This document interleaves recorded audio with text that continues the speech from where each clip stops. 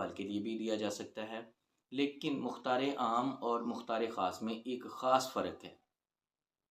مختار عام میں آپ پراپرٹی کو فروخت کر سکتے ہیں، یعنی کہ جو مختار عام ہوتا ہے اس کے پاس یہ اختیار ہوتا ہے کہ وہ پراپرٹی کو فروخت بھی کر سکے، لیکن مختار خاص میں آپ صرف وہی کام کر سکتے ہیں جس کا اختیار دیا گیا۔ اس میں سب سے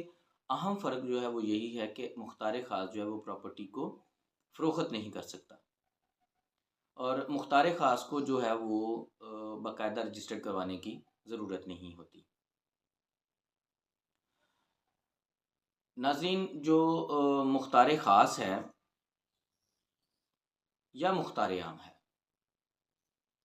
اختیار دینے والا مختار خاص اور مختار عام کے ہر عمل کا ذمہ دار ہوتا ہے۔ اگر مختار عام یا مختار خاص کو استعمال کرتے